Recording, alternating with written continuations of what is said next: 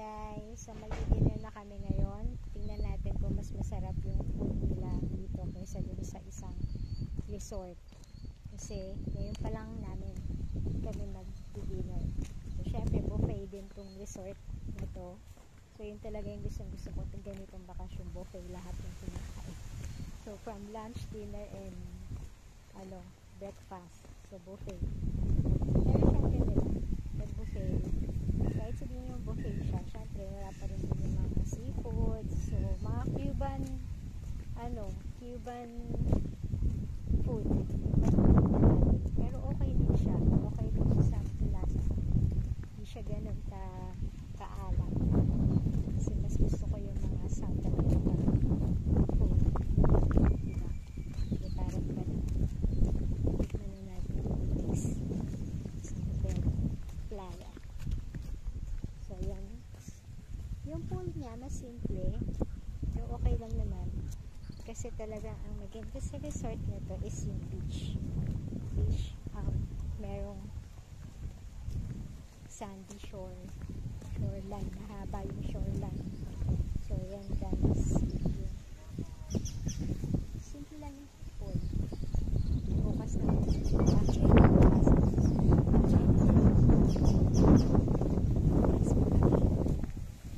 ngayon, Friday ngayon. 7 p.m. So para sa Canada, nagpalag na dito yung 7 p.m.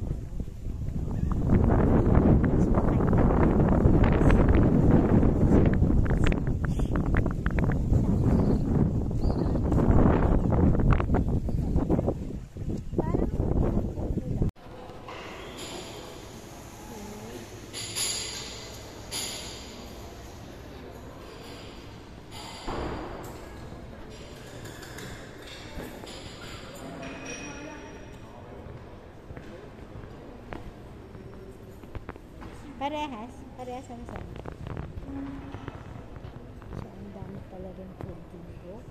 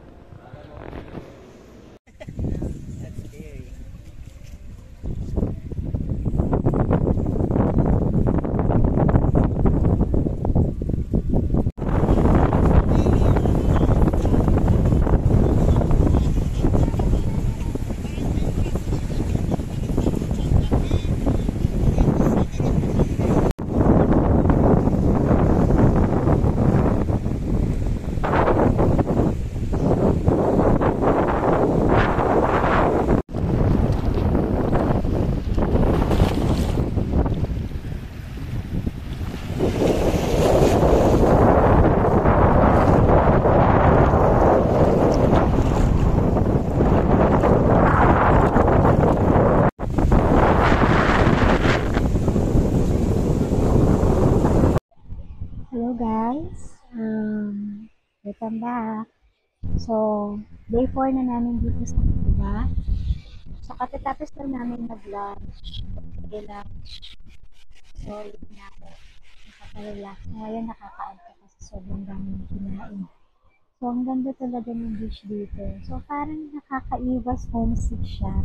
Siyempre, alam natin sa Pilipinas, pinakamagandang beaches po talaga yung sa atin, diba? Palawan, Boracay. Pero itong beach na to, dahil sa Caribbean, ito kasi yung pinaka-pangmasa ng mga Canadians, taga North America. So, ang market talaga dito, lahat. Majority ng pinapasad ko dito ay mga Canadians. Especially yung mga taga-Quebec. Kasi parang kapunta na dito is nakapackage na. Mas mura at sobrang parang napakadali naman sa kanila. So, syempre tayo mga Pilipino tayo. Parang vaccine na sa atin kung ganitong bakasyon. So, napapansin mo dito, kami, 1 week na kami dito, pero yung mga nakakapunta dito ng mga Canadians, mostly sila, yung mga edad mga siguro nasa 60s or pataas. Parang retirement na rin sa kanila kasi yung pagbabakasyon dito. Siyempre, mas maganda naman mag-spend ng vacation dito kaysa naman sa nursing home, diba? So, pinasutuloyin kung gumasos na lang dito na bakasyon kasi nakaka-relax na lahat. Ayun, kasi yung mga tao dito, wala silang pake talaga, no? Like, so dito, yung mga senior, hindi kahit mga seniors na sila, makakapag-produce pa sila, diba? Pwede natin nila. Siguro sa atin, kasi syempre, iba kasi syempre sa culture natin, no? Pag parang makita ka lang na nakatipis ka, lalo na pag mga matanda ka, di ba? Hindi na cash. Kasi wala na daw sa edad mo. Parang hindi na daw bagay magsuot ng ganun. Pero dito walang pakialaman kasi nakatanggap yung mga seniors dito. So, siguro pag ganun age, wala rin akong pakialam. Parang, diba? Total freedom talaga dito. Bakit sila parang hindi kami lang. Siyempre, hindi naman din pa kami resident, kami dito. Temporary pa lang dito. Pero yun nga guys, nakakatabi kami. Madami na nag-cities. Nag-good countries. So, parang may next plan na naman kami. So, kailangan talaga namin puntahan yung mga Caribbean countries natin. So, yun talaga isa sa mga dahilan kung bakit gusto namin Canada. Kasi nga, yung accessibility niya sa Caribbean countries. Kasi pag sinabing Caribbean countries, ay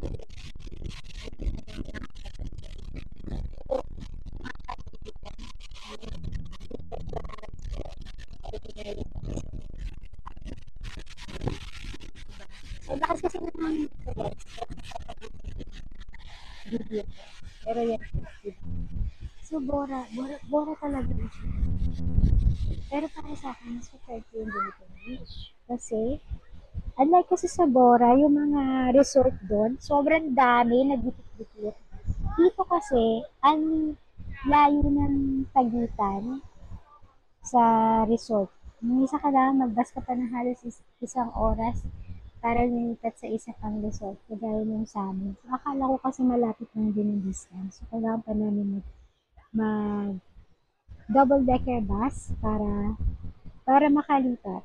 So, worth it naman na lumipat kami. Kasi kala ko, sana hindi na kami lumipat. Pero, mas maganda yung lumipatan namin kasi mas maganda yung beach nila. Malaki yung beach area nila. Diba? Eh, dito ko na kasi natin nakita na the next day. Maganda lang doon kasi ang gaganda ng pool niya. May infinity, tapos ang parang sosyalo ng itsura. Pero ito kasi yung gusto ko, yung parang ganito, yung nakakapaglakad ka sa shoreline, na mahaba yung shoreline. So, ang ganda. So, hindi ko rin masabi sa iyo. So, ito naman dun po sa tourist card, wala namang problema kapag worker or student ka. So, pinatay kayong tourist card, kung ano na lang yung parang kasama mo yun sa sa binayad mo, sa fare mo. Kahit vacation, ano ka lang, pwede naman. Okay. Unless na kung galing ka ng Pilipinas talaga. Siyempre, Philippine passport holder pa rin tayo. Kailangan mo talaga ng Philippines passport. Kailangan mo mag-apply online ng ganyan Caribbean visa. So, hindi ko lang alam kung magkano. Pero, yun nga, kapag naging resident ka dito sa Canada, advantage mo talaga. Malaking privilege kapag naging resident ka dito sa Canada. Ano yung privilege niya? Yung pwede ka na makapunta ng Bahamas, Aruba, Curaçao, Haiti, marami. So, lahat ng Caribbean countries ay mapupuntahan na natin. So, talagang yun talagang goal natin, makwatch na. Kasi nga hirap din naman ang trabaho sa Canada. So, syempre sa amin iba. Diba? Kasi karamihan ng mga Pilipino din talaga todo trabaho talaga. Tapos, ewan ko. Pero sa amin kasi kailangan na lang i-manage. Pero syempre, mas priority namin yung relax na lang. Kasi kaysa nang bumili ka na. Kaysa nang nangutang ka na sa Canada. Parang mas, ewan ko, parang nakakapagod rin ako sa mga trabaho. Kasi sa trabaho namin, Lalo na sa akin, madalas ako nag-overtime kasi akala nila yung overtime ko ba hindi ko pwede. Kasi, pero ino-offset ko na siya. Kasi nga syempre kung na-expect na matatapos namin within 8 hour yung ginagawa. Pero hindi talaga kaya yun. Kasi maraming mga, hindi may iwasan yung kailangan talaga na habang oras, expect ka na matapos yung trabaho. So yun na guys, bukas mag-wish ulit kami. So yung activity namin morning beach, swimming after breakfast, after lunch, syempre nakakain pa ulit. Papansin mo ako lang natin. Madalas yung mga sila yung post na nabasa sila. Syempre, ganun sila kasi walang katapos-tapos, diba? So, yan ang mga ugali ng mga restaurant dito. Puro bakasyon, puro lakwansyon. Puro beach kasi wala nang ganito sa kanila. White sand dune. Mga meron sa Canada, mga lake. Lake, saka